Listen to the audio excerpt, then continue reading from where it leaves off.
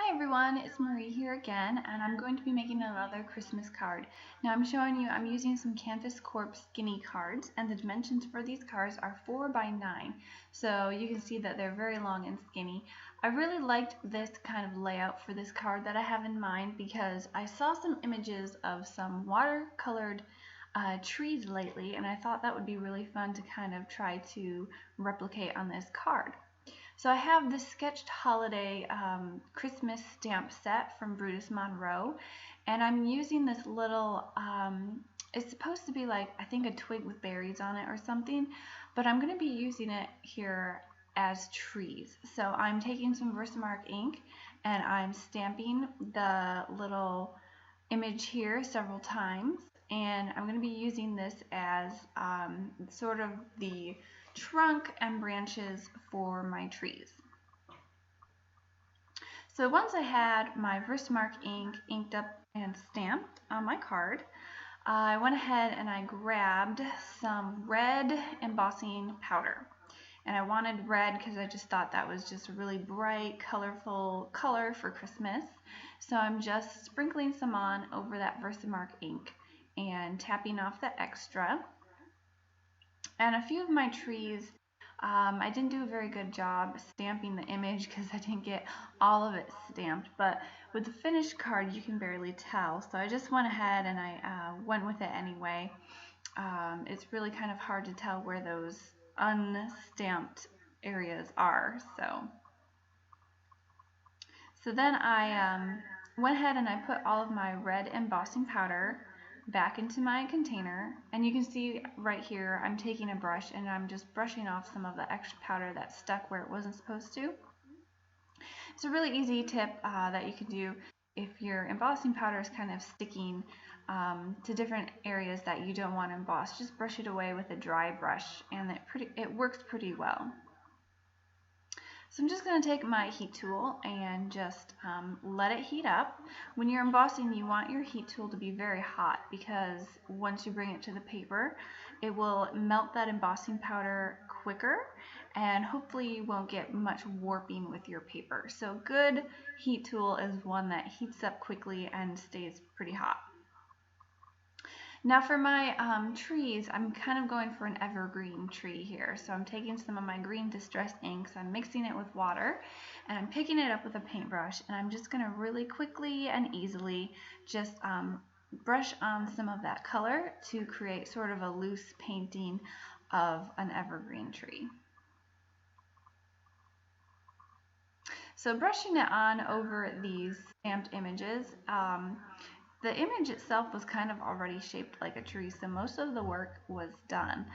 It was really kind of a last minute thing. I saw an image of a tree and I thought of the stamp set and I thought, oh, that would be perfect to try. So it's a really simple thing. You really don't need any skill in painting and watercoloring to get this image to look the way you want it. You just brush on a little bit of water and you're done. The stamp does pretty much all the work for you. Now I did leave sort of a gap in the middle of these trees because I'm going to be stamping my sentiment right there.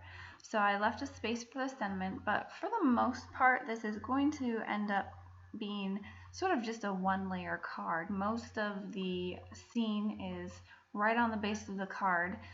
Towards the end I am going to be adding a little piece of vellum that kind of gives the impression of snow. Now I'm taking my sentiment. This is from Brutus Monroe as well. This is their Holiday Sentiments stamp set.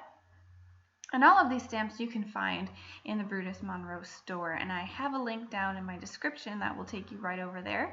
And so you can find all of these stamps and a lot more goodies. They have inks and they have a lot of fun things to play with. So I would highly recommend you go over there and check them out because they've got a lot of great things. So I'm stamping that sentiment right in the middle of those trees where I left that space. I'm using Versamark ink again because I'm going to go ahead and emboss with white embossing powder. So I went ahead and I embossed it. You can't really see it very well because it is white on white, but I'm taking some tumbled glass distress ink, which is a really light blue color, and I'm just going to blend that on the top of the card to kind of give it a wintry sky kind of feel. So a lot of times I like to use a few different shades of color when I'm doing some blending. I think it just gives it an extra depth and a little bit more interest. I'm actually using a little bit of purple here. I find that I like purple and blue together when I'm doing sort of a winter sky because it kind of gives it that cold, crisp kind of feeling. So I'm just doing a little bit of purple around the edges of the top, and that kind of completes the sky part of my card. Now the sentiment is still very light, but in real life when you're looking at it and holding it in your hands, you can see the sentiment a lot better than you can on camera. So I apologize for that, but it's just because of the white sentiment there. I could have used red or a different color, but I just really wanted to keep this card sort of a light, wintry kind of feel, so I went with the white embossing powder.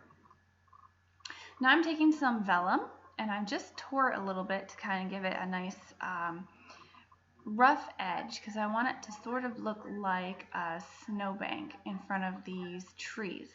So I tore it, and I'm kind of marking where I'm going to cut it with my straight edge paper trimmer.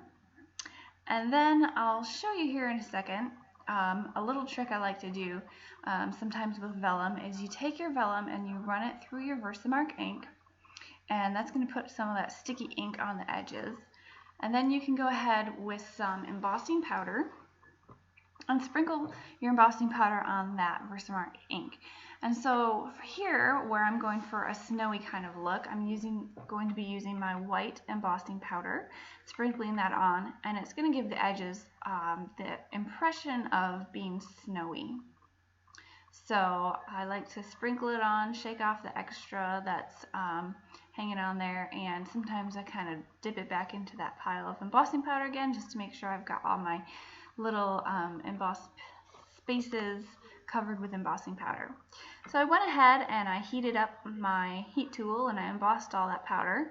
Now I'm adding a little bit of adhesive where I'm going to be sticking that piece of vellum.